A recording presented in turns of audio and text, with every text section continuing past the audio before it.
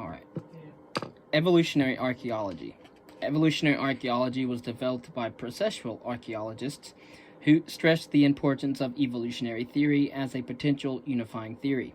Robert Dunnell pioneered this approach in his studies of archaeological systematics.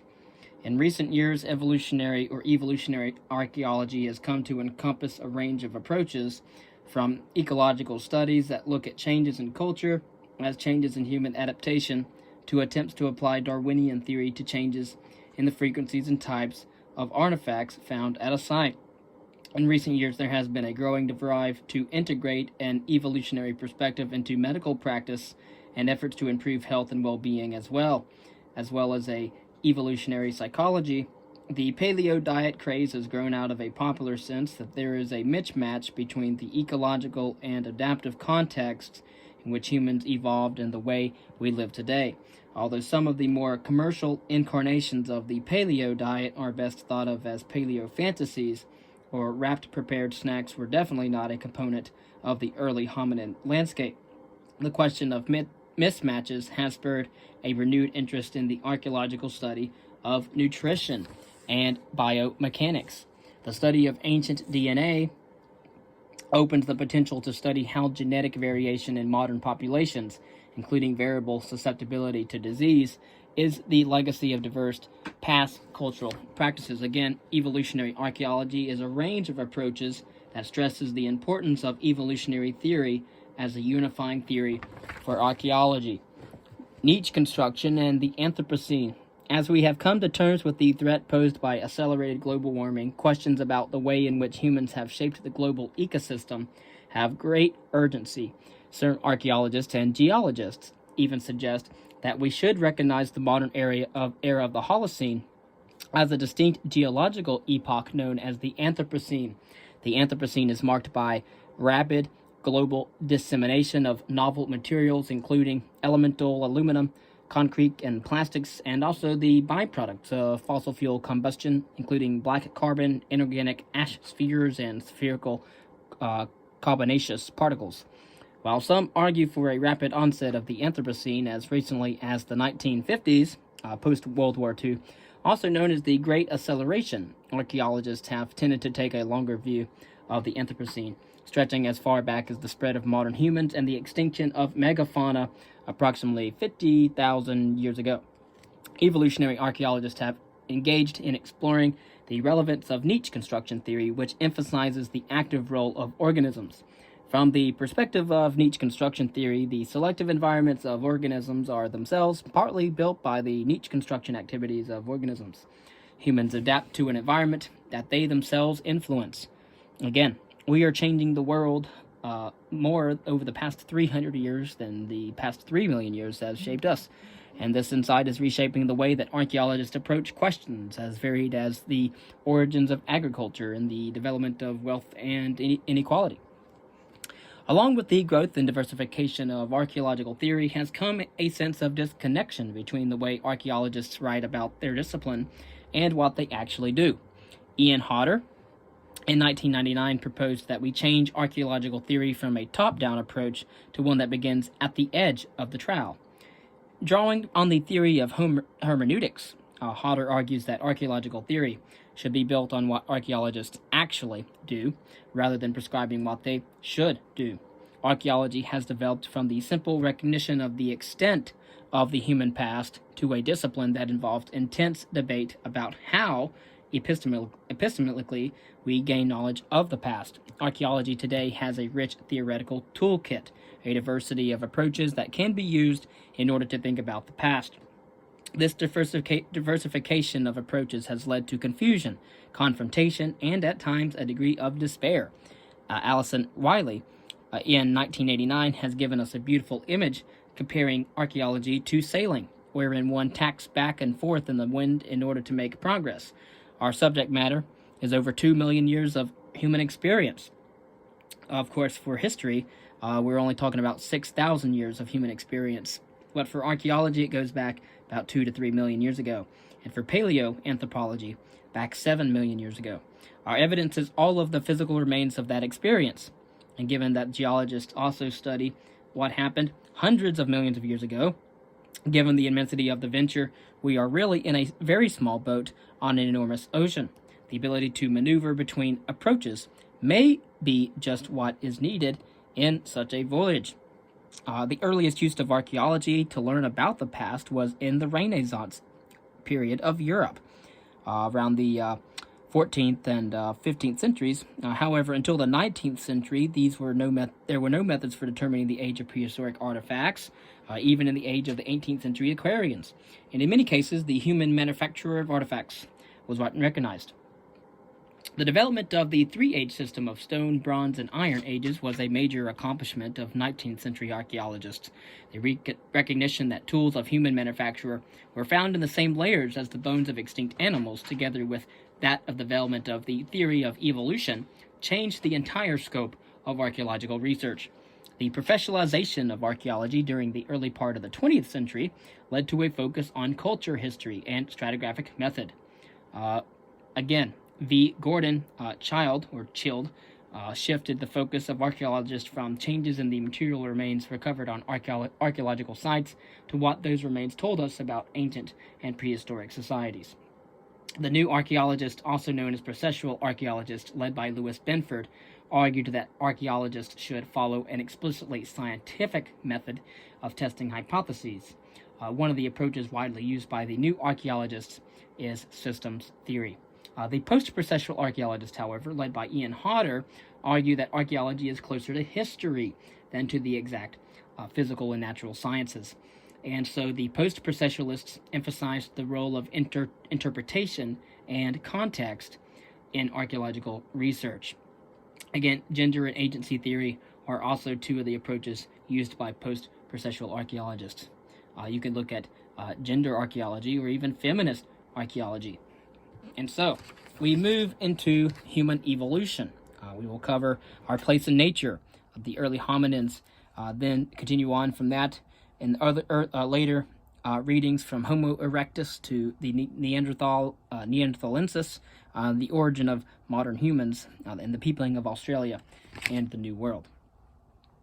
And so the study of human evolution draws insight from a multitude of disciplines, including paleontology, genetics, the reconstruction of past climates, climatology, and archaeology. Of course, this section of the book synthesizes the current state of research in human evolution with a strong emphasis on the unique perspective provided by archaeology. Particular topics are the timing of hominin dispersals, migrations, changes, and adaptation in technology.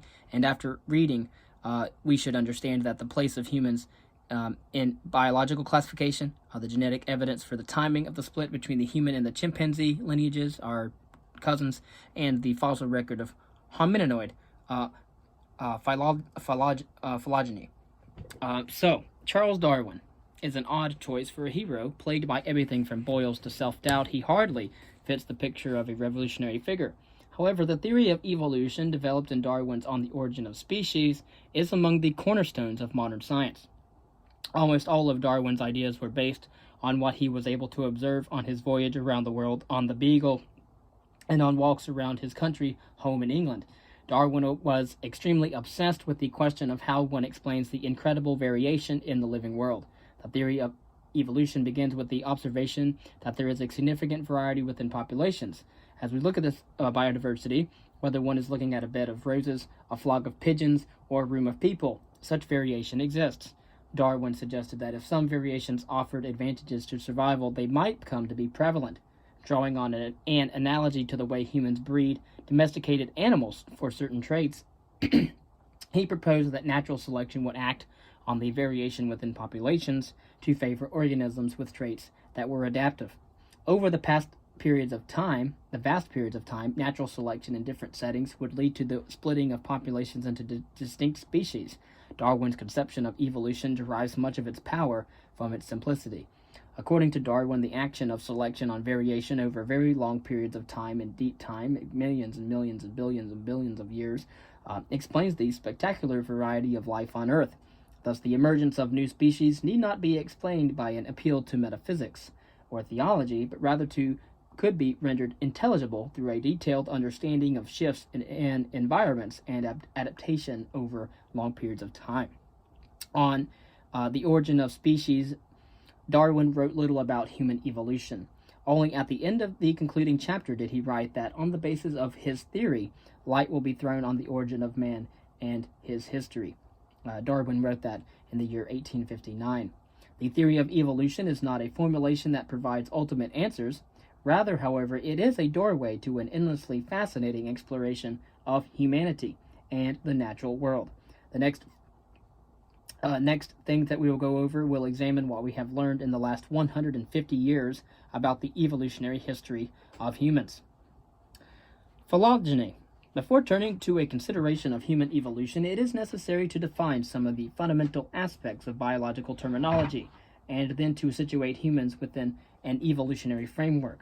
The basic unit of biological classification is the species, which is defined as a group of organisms that can produce fertile offspring.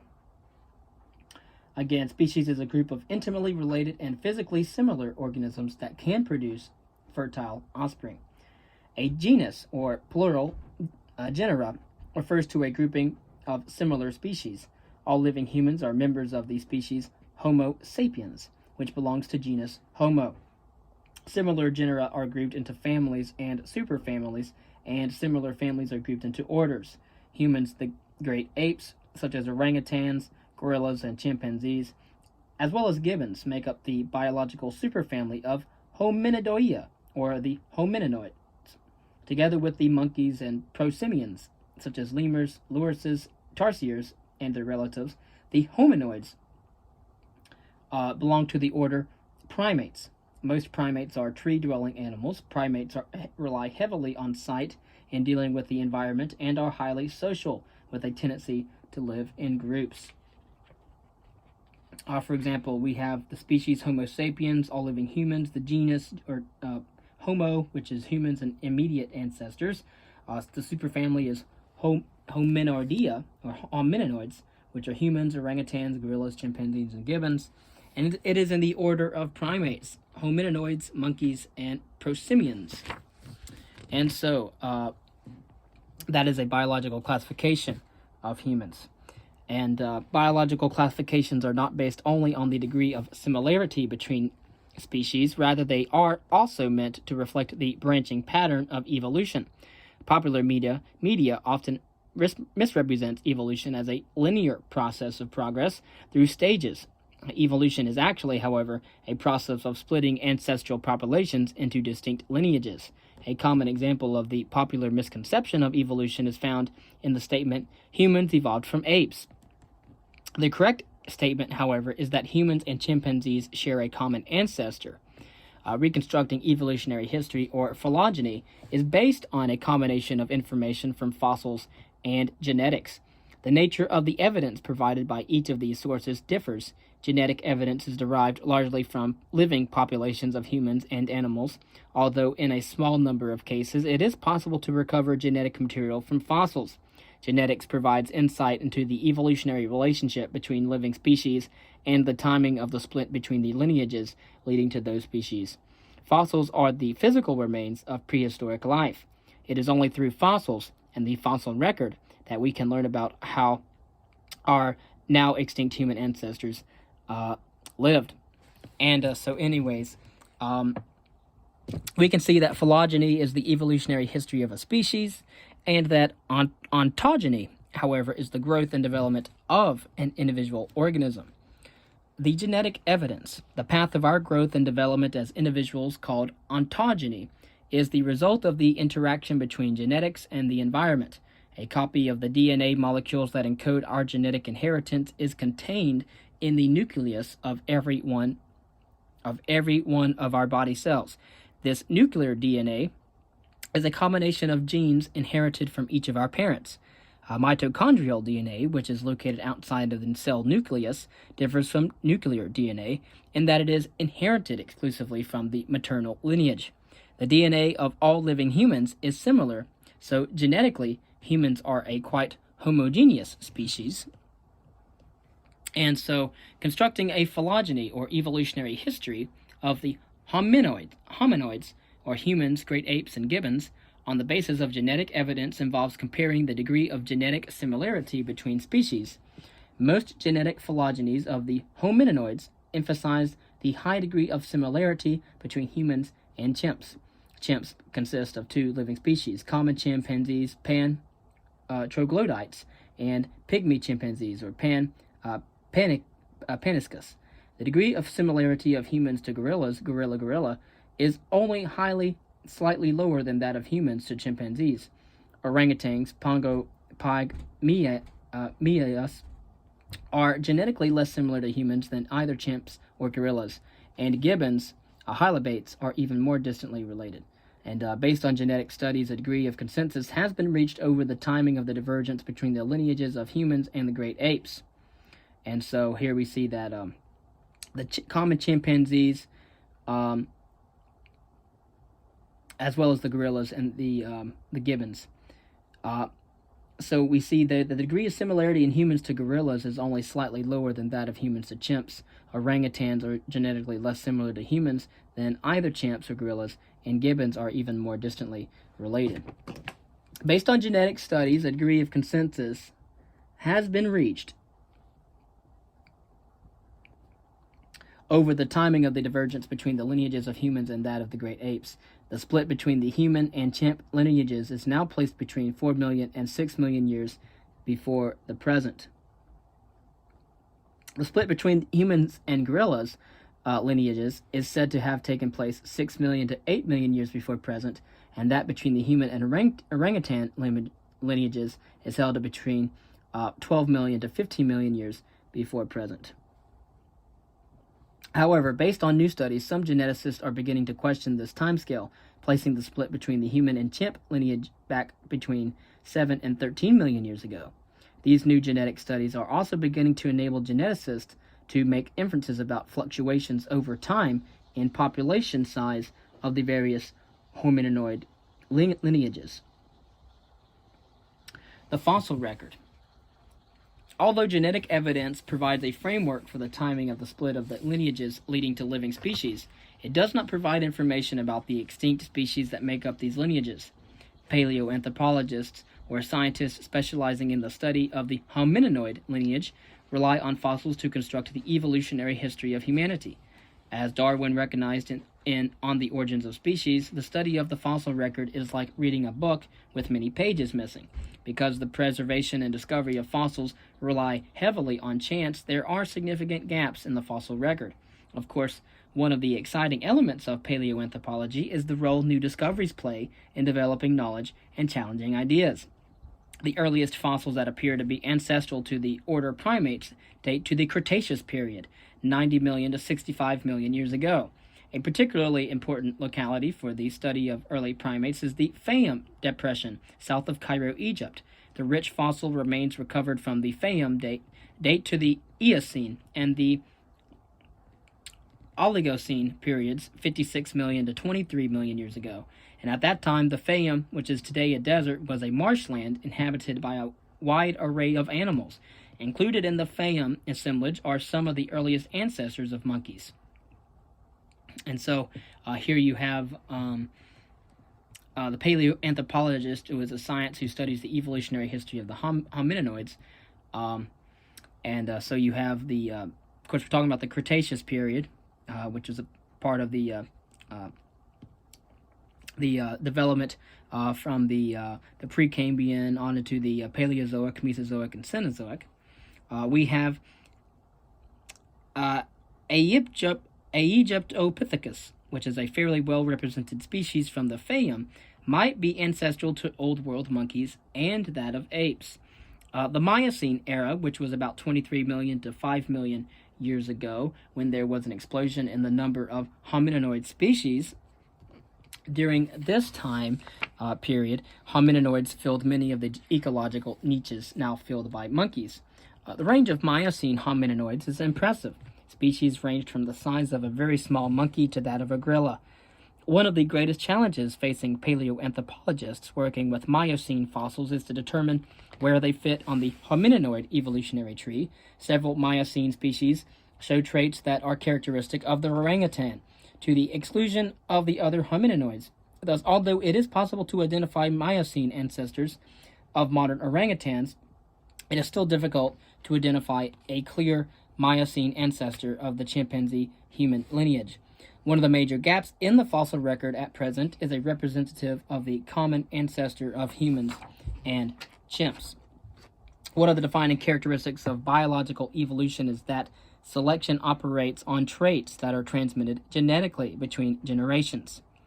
And so, in culture and human evolution, we passed our genes, not our experiences, on to our children. The early French zoologist Jean-Baptiste Lamarck famously made the argument that giraffes evolved long necks through the inheritance of acquired characteristics.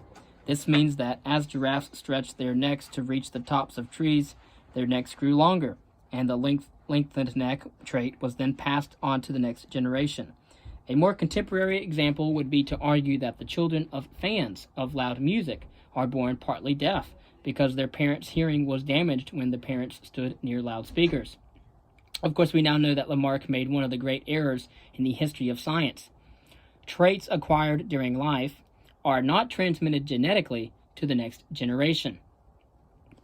And so again, I want to stress this, that the defining characteristics of biological evolution is that selection operates on traits that are transmitted genetically between generations. We pass our genes, not our experiences. And so, throughout the animal world, we often find that acquired traits are in fact transmitted. However, their transmission takes place not through genetics, but rather through learning. Learning provides a mechanism for transmitting experience from generation to generation. We frequently refer to the learned behaviors found in human societies as culture. Is culture unique to humans? This is partly a matter of definition, but there is significant evidence that suggests that there is a patterning of learned behavior when chimpanzee groups or chimp groups that warrants the label culture. Interestingly enough, regardless of how one resolves this issue between humans and our cousins chimpanzees, it is unquestionable that the specific nature of human culture is unique in the animal world. Change in human culture has been both rapid and cumulative. There is a clear sense that developments in human culture build on themselves, creating a kind of ratchet effect. When we study human evolution, we are studying not only a biological evolution, but also cultural evolution. The fascination inherent in the archaeology of human origins lies in the exploration of the relationship between biological and cultural evolution. Did biological evolution drive cultural change and innovation? Or is it possible that innovations in culture led to events that even changed our biological evolution? And so certain cultural aspects themselves working on the humans over time might have actually changed their biology. But I think it's more so the case that because of our biology, it drove our cultural change and innovation. And so underlying these questions is one of the most engaging mysteries in biological science. Why is it that human culture is of a unique nature? One intriguing answer examines the solely human capability to recognize others as beings like themselves, who have intentional and mental worlds like their own. As far as we know, this sensibility and capability is not found in any other animals, although chimps can recognize themselves in a mirror. Michael Tomasello argues that the capability to see another is like oneself opens the door to powerful new mechanisms of learning, in which humans learn by identifying with others and rather than simply by observing. Language is also critical to human interaction and plays an essential role in this time in the human evolution in the transmission of cultural knowledge between generations. The timing of the first appearance of language, however, is a central topic in the archaeology of human origins. Unfortunately, the invention of language does not leave fossil evidence. We must infer what cultural behaviors would have required language. One intriguing idea is that the evolution of the human brain took place within the context of the evolution of language. Terence Deacon has suggested at the turn of the 21st century that there was a co-evolutionary relationship between language and the brain. If he is correct, the implication is that the archaeology of human origins traces the intricate give and take between genetic evolution and the evolution of culture. It is this interaction between genetic evolution and the evolution of culture that makes the archaeology of human origins a unique and a challenging field of study. And so, in reconstructing evolutionary history, or phylogeny, it is based on genetic and fossil evidence. Genetic evidence indicates a close relationship between humans and the great apes. Chimps show the greatest genetic similarity to humans. It's about a 98% similarity. On the basis of the genetic evidence, the split of the human and chimp lineages is placed at 4 million to 6 million years ago. During the Miocene era, 23 million to 5 million years ago, there was an extreme explosion in the diversity of homininoids. And then learning, self-recognition, and language are in fact critical components of human culture and the transfer of cultural knowledge between generations. Other key terms would be Aegyptopithecus, homininoids, Miocene era, mitochondrial DNA, nuclear DNA, ontogeny, paleoanthropologist, phylogeny, and that of species. Some questions we might want to ask is, what is the evidence for the timing of the split between the human and the chimpanzee lineages? What are some characteristics of the Oligocene and Miocene homininoids fossil record? And what is the difference between biological evolution and cultural evolution?